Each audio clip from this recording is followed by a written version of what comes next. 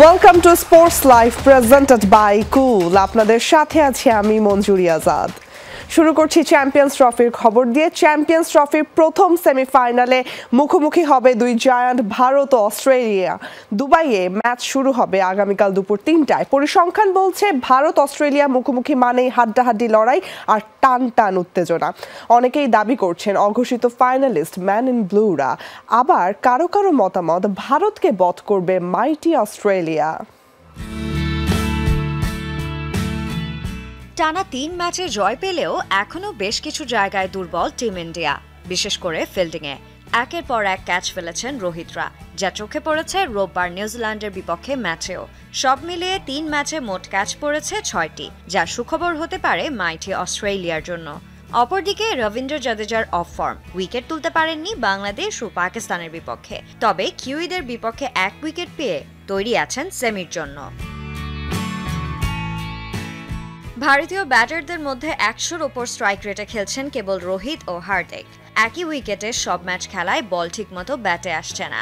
সেমিফাইনালে যদি দ্রুত রান তোলার প্রয়োজন হয়, সেক্ষেত্রে বিপাকে পড়তে পারে ভারতীয় ব্যাটাররা। তবে এসব কিছুকে সরিয়ে রাখলে মাইটি অজিদের হারানোর ক্ষমতা রাখে ভারত।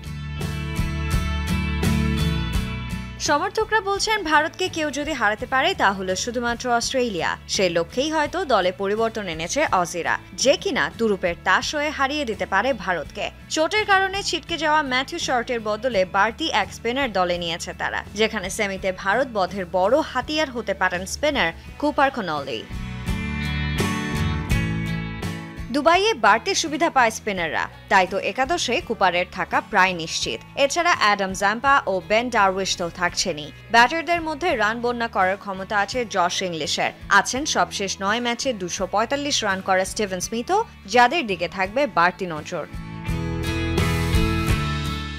সবশেষ 2006 সালে চ্যাম্পিয়ন্স ট্রফির শিরোপা জিতেছিল অজিরা, আর 2009 সালের পর এবারই প্রথম সেমিতে জায়গা হয়েছে তাদের। তাই তো এখান থেকে ট্রফি নিয়েই দেশে ফিরতে চায় মাইটি অস্ট্রেলিয়া।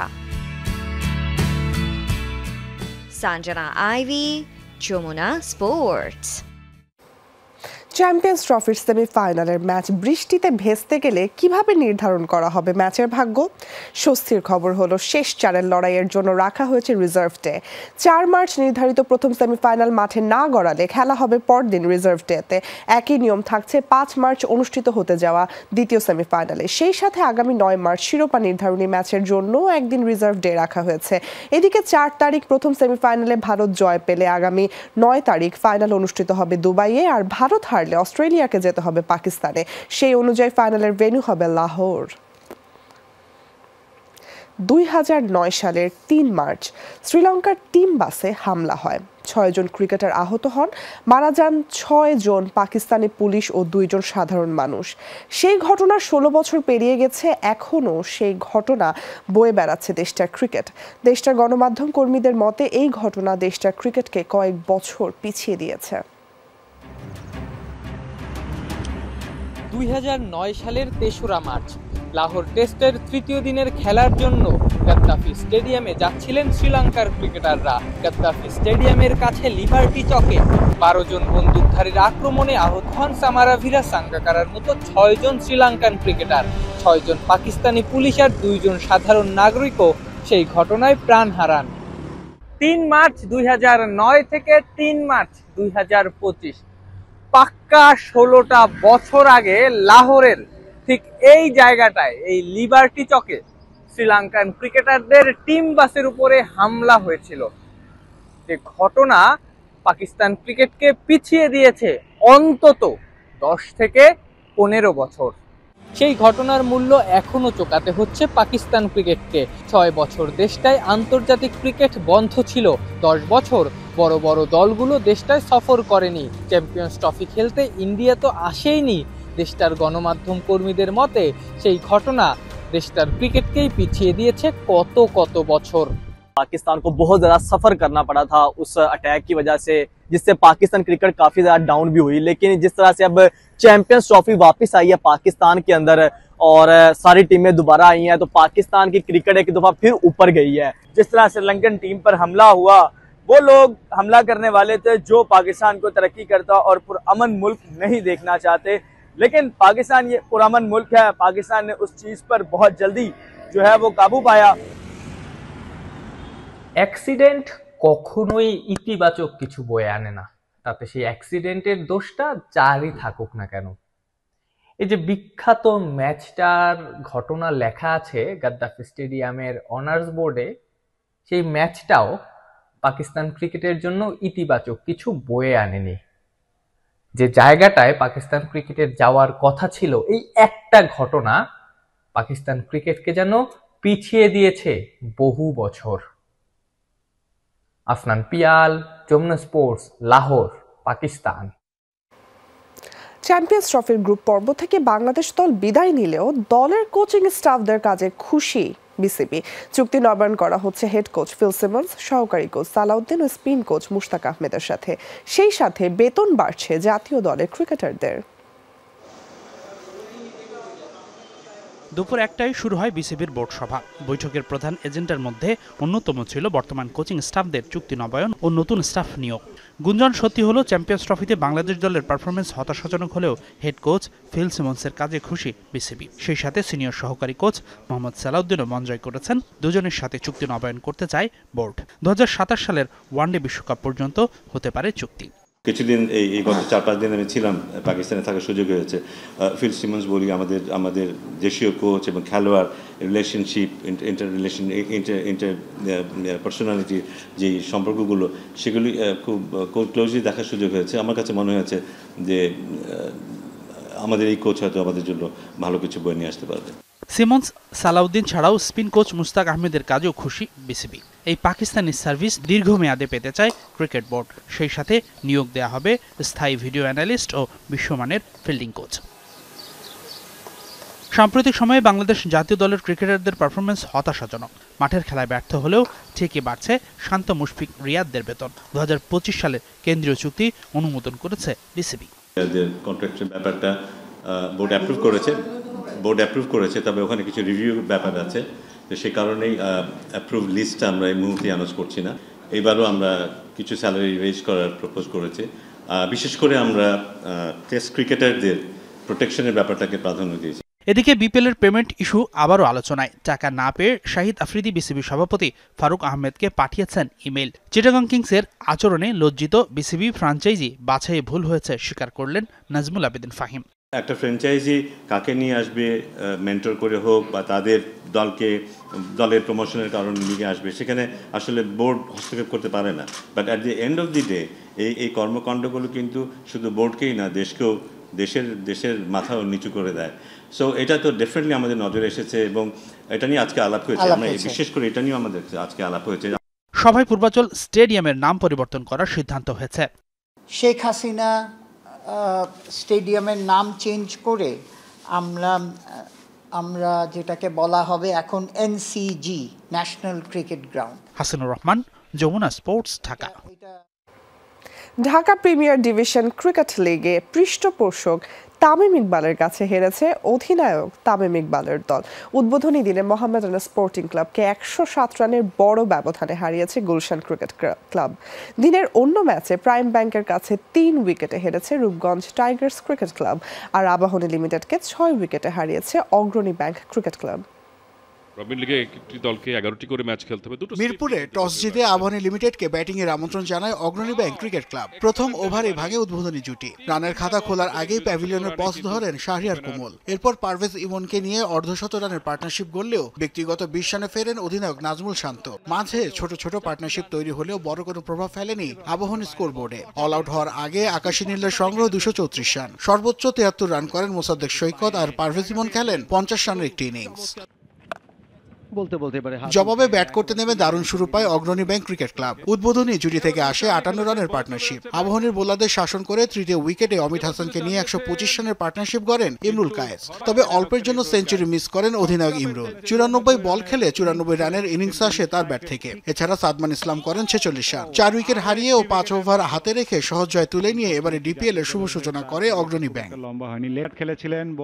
বিকেএসপির 3 নম্বর গ্রাউন্ডে পৃষ্ঠপোষক তামিম ইকবালের কাছে অধিনায়ক তামিম তামিম ইকবাল হেরেছেন 107 রানের বড় ব্যবধানে। মোহামেডান স্পোর্টিং ক্লাবের বিপক্ষে টস হেরে ব্যাট করতে নেমে শুরুতেই হোঁচট খায় তামিম ইকবালের মালিকানাধীন গুলশান ক্রিকেট ক্লাব। দলীয় 34 রানে 2 উইকেট হারালেও দ্রুতই নিজেদের সামনে নেয় গুলশান। ইফতেখার হোসেন ইফতি স্পর্শ করেন ম্যাজিক্যাল ফিগার। 110 বলে 108 রানের ইনিংস খেলেন তিনি। এছাড়া জাওয়াদ আবরারের ব্যাট থেকে আসে 75 রান। 4 উইকেট নেন আবু হায়দার রনি। শেষ পর্যন্ত 8 উইকেট হারিয়ে 298 রানের লড়াকু পুঁজি পায় গুলশান ক্রিকেট ক্লাব।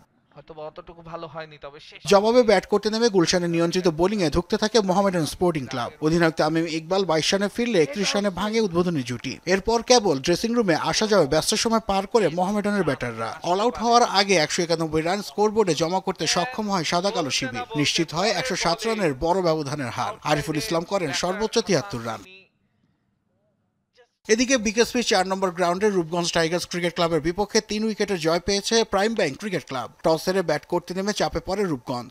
আসা যাওয়ার মিছিলে ইনিংস বড় করতে পারছিলেন না ব্যাটাররা। আব্দুল মজিদ 53 ও তানভীর হায়দার করেন 47 রান। গুটিয়ে যাওয়ার আগে 216 রানের পুঁজি পায় রূপগঞ্জ টাইগার্স। জবাবে ব্যাট করতে নেমে 23 রানে 4 উইকেট হারিয়ে বসে প্রাইম ব্যাংক। সেখান থেকে শাহাদাত দীপু ও শামীম পাটোয়ারি দৃঢ়তায় ঘুরে দাঁড়ায় তারা। 54 রানে দীপু ফিরলেও 98 রানে অপরাজিত থাকেন শামীম পাটোয়ারি। সেই সাথে উদ্বোধনী দিনে জয় নিয়ে মাঠ ছাড়ে প্রাইম ব্যাংক ক্রিকেট ক্লাব। সেটা কিন্তু নিঃসন্দেহে। নাসিফ শুভ, যমুনা স্পোর্টস। চোখে দেখতে পান না, তবুও ঠিকই ক্রিকেটের সব পরিসংখ্যান সোহাইল খানের ঠোঁটের ডগায়। পাকিস্তানের সোহাইল দুনিয়ার প্রথম অন্ধ পরিসংখ্যানবিদ। হাতের অ্যান্ড্রয়েড ফোনে টকিং সফটওয়্যার ইনস্টল করে সোহাইল খেলেন পরিসংখ্যানের খেলা। এই পরিসংখ্যানবিদের গল্প আফনান পিয়ালের কাছে। চোখে কালো চশমা, হাতের অ্যান্ড্রয়েড ফোনে বিশেষ এক টকিং সফটওয়্যার ইনস্টল করা, এভাবেই চলছে চোখে দেখতে না পারা পাকিস্তানের সোহাইল খানের যুদ্ধ। সীমাবদ্ধতাকে কখনোই দুর্বলতা ভাবেননি, বরং বানিয়েছেন শক্তি। চোখে না দেখায় অ্যানালিস্ট হওয়া সম্ভব না। ছোটবেলায় তাই লাইভ ম্যাচের কমেন্ট্রি শুনে শুনে পরিসংখ্যান মুখস্থ করতেন। টেপ রেকর্ডারে রেকর্ড করেছিলেন 100 পাকিস্তানি ক্রিকেটারের নাম। সেখান থেকেই পরিসংখ্যান নিয়ে আগ্রহ জন্মানো, আর সেটাই বছর 4 আগে সোহাইলকে এনে দিয়েছে দুনিয়ার প্রথম অন্ধ পরিসংখ্যানবিদের খেতাব। এটা মোটেও কঠিন না। আমি শুধু আমার প্যাশনকে প্রফেশন বানাতে চেয়েছিলাম। পাশাপাশি পিসিবি থেকে শুরু করে আমার যারা সহকর্মী ছিলেন সবাই আমাকে সাহায্য করেছেন। কেউ কখনো বলেনি একজন মানুষ চোখে দেখতে না পেরেও কেন এই কাজ করছে। শুধু পরিসংখ্যানবিদই নন, সোহাইল আইসিসি ও পিসিবি অ্যাক্রিডেটেড জার্নালিস্টও। করাচিতে চ্যাম্পিয়ন্স ট্রফির ম্যাচগুলোও কভার করেছেন সোহাইল। আগেই বলা হয়েছে হাতের অ্যান্ড্রয়েড ফোনে বিশেষ এক সফটওয়্যার ইনস্টল করেছেন সোহাইল, সেটা দিয়েই খেলেন পরিসংখ্যানের খেলা। আমার একটা সাধারণ অ্যান্ড্রয়েড ফোন আছে, সবার যেমন থাকে অমনি। সেখানে আমি একটা টকিং সফটওয়্যার ইনস্টল করেছি। যারা চোখে দেখতে পারে না তারা সাধারণত এই সফটওয়্যার ব্যবহার করে কাজ করে, এবং এই সফটওয়্যার ব্যবহার করেই আমি সব ওয়েবসাইটে যেতে পারি, পড়তে পারি। ক্রিকেট পরিসংখ্যান মনে রাখার অনন্য ক্ষমতা নিয়ে জন্মেছেন সোহাইল। অনেকের মতে একটা পরিসংখ্যান বের করতে গুগলের যত সময় লাগে তারও আগে সেই তথ্য সোহাইলের কাছে মেলে। পাকিস্তানে তার আরেক নাম এনসাইক্লোপিডিয়া অফ ক্রিকেট। আমার আলহামদুলিল্লাহ স্মৃতিশক্তি বেশ ভালো। একবার কিছু জানলেই তা মনে থাকে। তবু আমি যদি কোনো কিছু নিয়ে কাজ করতে চাই আমি ক্রস চেক করি, স্কোরবোর্ডগুলো ভালো করে আবারও পড়ি।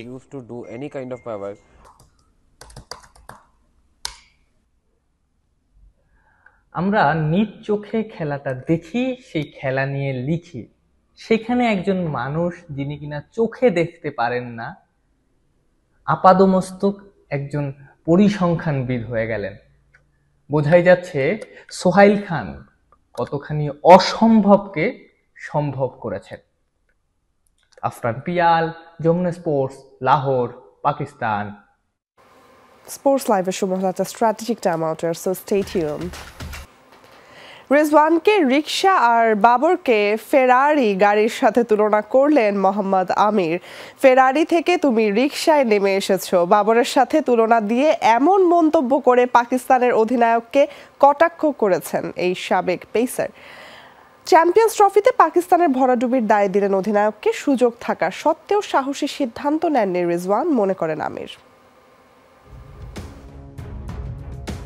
ঘরের মাঠে ত্রিদেশীয় সিরিজে হার, এরপর চ্যাম্পিয়ন্স ট্রফির মঞ্চে ভরাডুবি। 2 পরাজয় আর 1 পরিত্যক্ত ম্যাচে জয়হীন থেকেই টুর্নামেন্ট শেষ করেছে পাকিস্তান। যাচ্ছে তাই পারফরমেন্সের পর সমালোচনার ঝড় তোলেন দেশটির সাবেক ক্রিকেটাররা। স্বাভাবিকভাবেই ব্যর্থতার দায় সবচেয়ে বেশি অধিনায়ক মোহাম্মদ রিজওয়ানের ঘাড়ে। দলের পাশাপাশি তার ব্যাটও ছিল অনেকটাই নিষ্প্রভ। 3 ম্যাচে করেছেন 92 রান, পাননি কোনো 50-র দেখা। তাই তো রিজওয়ানকে নিয়ে কটাক্ষ করেছেন মোহাম্মদ আমির। বাবর আজমের সাথে তুলনা করে রিজওয়ানকে রিকশা আর বাবরকে ফেরারি তকমা দিলেন পাকিস্তানের সাবেক এই পেসার। তুমি ফেরারি থেকে এখন রিকশায় নেমে এসেছো। একসময় আমি রিজওয়ানকে খুব পছন্দ করতাম। সে ঘরোয়া ক্রিকেটের পাশাপাশি পিএসএলেও অধিনায়কত্ব করেছে এবং তার দল ফাইনালও খেলেছে। কিন্তু হঠাৎ করে 2-4 মাসের মধ্যে তার সিদ্ধান্তগুলো বদলে যেতে লাগলো। আমি জানি না কেন বা কি হয়েছে, কারণ আমি 2-4 মাস ধরে তার সঙ্গে ড্রেসিং রুম ভাগ করিনি, কিন্তু তার সিদ্ধান্তগুলো খুবই অদ্ভুত লাগছে। পরিস্থিতি বুঝে সাহসী সিদ্ধান্ত নেওয়ার ক্ষেত্রে অধিনায়ক রিজওয়ানের ঘাটতি ছিল বলে মনে করেন আমির। যদি অধিনায়ক বলে যে তার কোনো ক্ষমতা ছিল না, তাহলে সেটা মিথ্যে।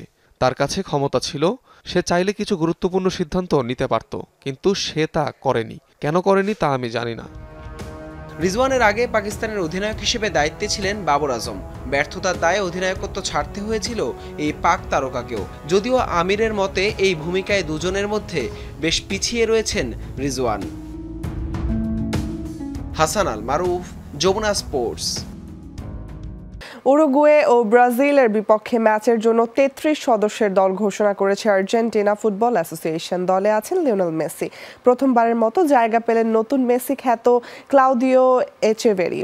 এছাড়া দলে জায়গা পেয়েছেন বেশ কিছু তরুণ। এখন পর্যন্ত 12 ম্যাচে 8 জয়, 1 ড্র ও 3 হারে 25 পয়েন্টস নিয়ে দক্ষিণ আমেরিকা অঞ্চলের শীর্ষে অবস্থান করছে আর্জেন্টিনা। প্রতিপক্ষের মাঠে আগামী 22 মার্চ উরুগুয়ের বিপক্ষে লড়বে আলবিসেলেস্তারা। এরপর ঘরের মাঠে 26 মার্চ চিরপ্রতিদ্বন্দ্বী ব্রাজিলের মুখোমুখি হবে ডিফেন্ডিং চ্যাম্পিয়নরা। দর্শক, এই ছিল আজকের স্পোর্টস লাইভে। এতক্ষণ সাথে থাকার জন্য সবাইকে ধন্যবাদ। আল্লাহ হাফেজ।